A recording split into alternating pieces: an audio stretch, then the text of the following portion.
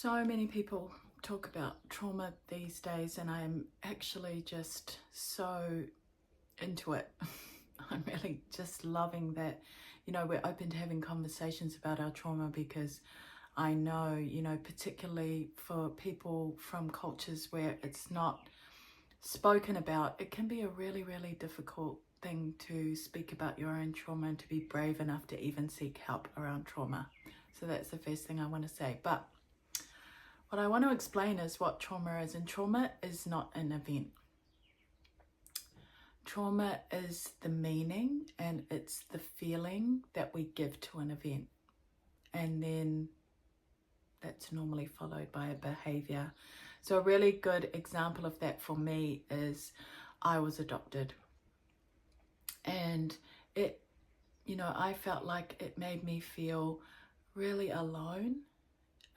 It made me feel that I was unwanted. It made me feel like I didn't belong. And the meaning that I gave to that is that I wasn't worthy. And the way that showed up in my life, the way that wound showed up in my life, that trauma, is that I became this massive right fighter. I just wanted to fight for my right to be loved, my right to feel worthy. But I didn't recognize it for what it was. So it was showing up at work. It was showing up in my relationship. It was showing up in my relationships, particularly with my family, because that was where I felt the original wound. So I think it was even more prevalent there. It was showing up, with my children. I felt like I need to go and fight for their rights all of the time. I was that person that, this is not okay,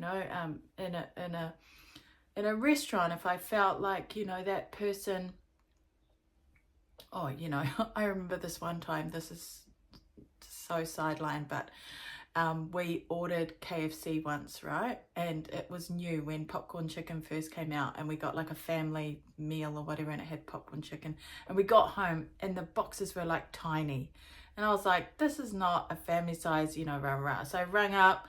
I was like, this is not okay. We got the wrong order. They gave us the small. We should have had the large. And I made them deliver out the right size. And then the right size came. It was the same size. And that's what I meant. Like, I was like, that's not okay. About the smallest things and the biggest things, and actually it served me quite a bit. Like in that example, I got extra KFC for my family, which was funny because they also threw in free stuff. And sometimes at work, I would be able to advocate really well on behalf of myself or my team.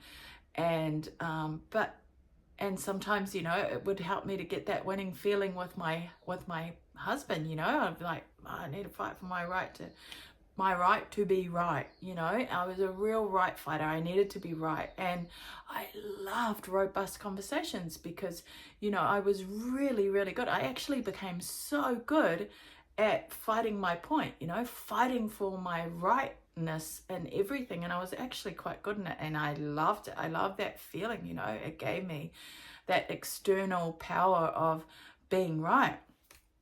But then more and more, and as I got kind of older and I understood more about my wounds, I realized that actually it wasn't working. It wasn't working well.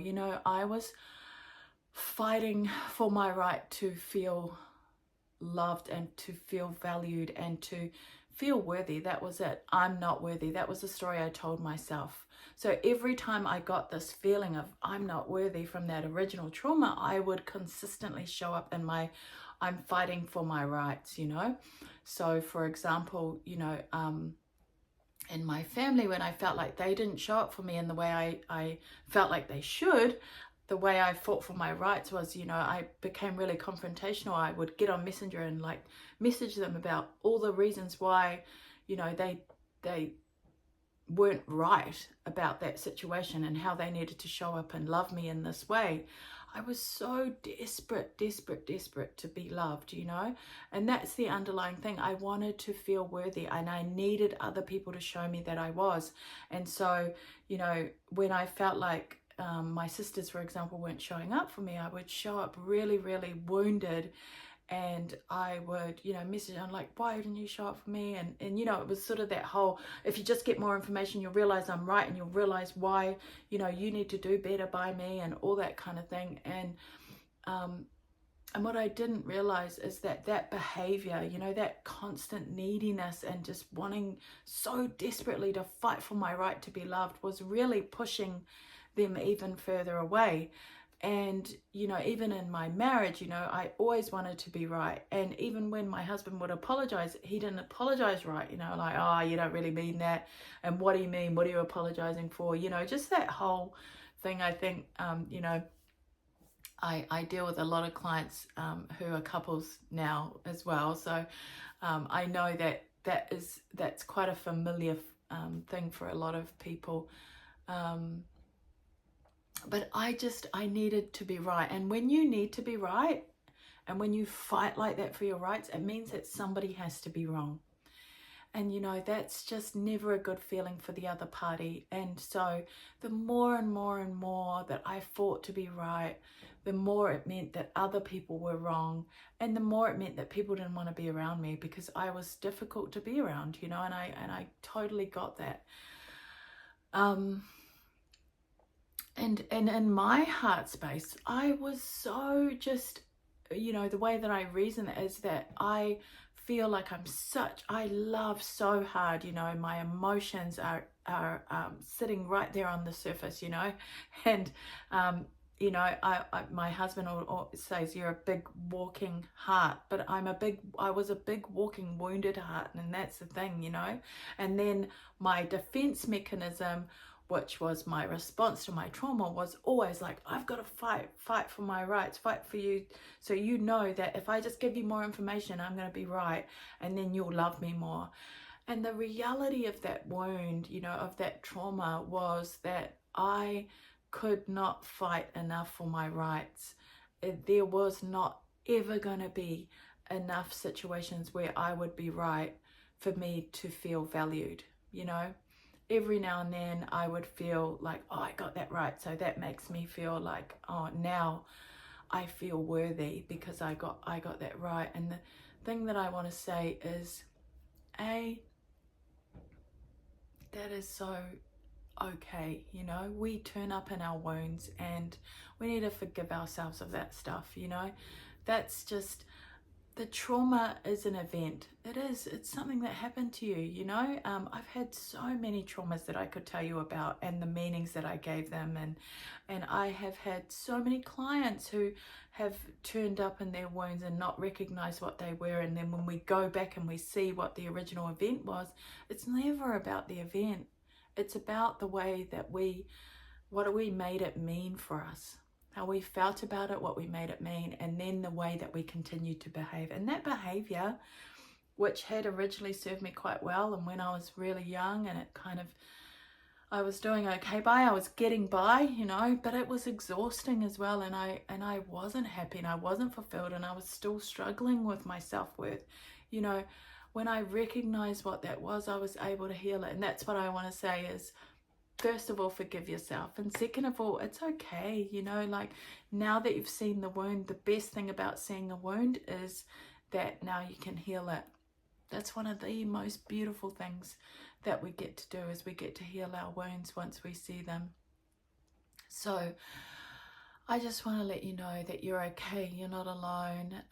And that if you see yourself turning up in certain behaviors, and you can ask yourself, like, why do I keep showing up this way? What is it that I'm doing? Because it is a form of, self-sabotage, and it does, you're never going to find that worthiness outside of yourself. That's a really important point for me to make too, is that I was going looking for love in all the wrong places. It's why I ended up in domestic violence, and I was accepting of that relationship, because I really thought, like, if I fought hard enough, I was going to make that relationship right. And and if I could get him to see that I was worthy of the love, and then he would love me enough, to stop hitting me or hurting me, or all of the mental and physical abuse would stop, because he'd realize, And I was also, there are just so many patterns of it that I that I was showing up just constantly in the same behavior.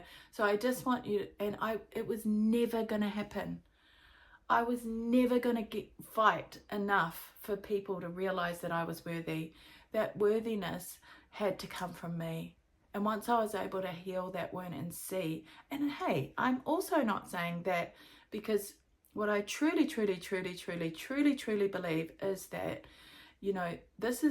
healing is a journey, not a destination. So there's always still, there's still moments where that insecurity pops up in me. And I think that's really normal behavior, where I'm like, oh, this makes me feel unworthy. But when I realize, like, oh, I'm getting into that right fighter behavior again, I'm able to recognize it, and I'm able to turn it around really quickly. So, you can do that for yourself. You can discover what it is. Why do I keep turning up this way? Why? Why do I keep fighting? Or why are the people, one of the things I really struggled with is, like, I love people so much. I love my family so much, but why can't they see? Like, can't they see? Don't they love me? And I had to discover that love inside of myself. And when I was able to love myself, and like, I actually damaged a lot of those relationships, I feel, and they're not repaired by any means. So it was a difficult lesson for me. But what I would say is, what I do know now is that worth and that value and that love comes from me.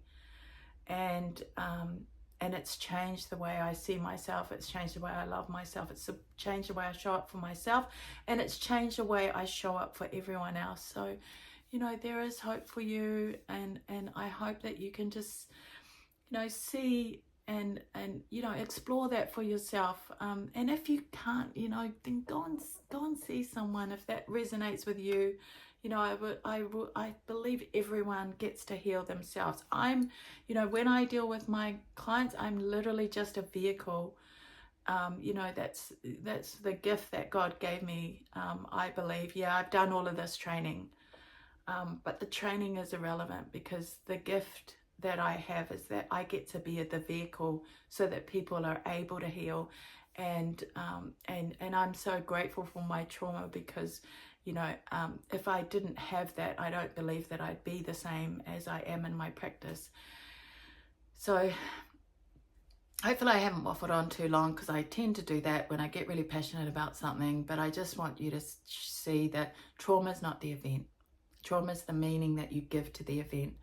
And that meaning can be changed, and you need to find it within you. You need to understand why you're turning up in those traumas and in those patterns. And then once you see that, you can really easily heal it. You can change it.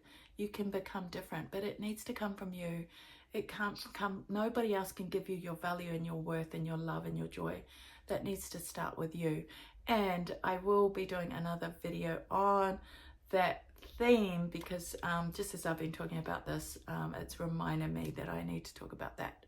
So you know what, you've got this, and I've got you, and you're okay, you're amazing, and you're safe, and you're well, and you're all good.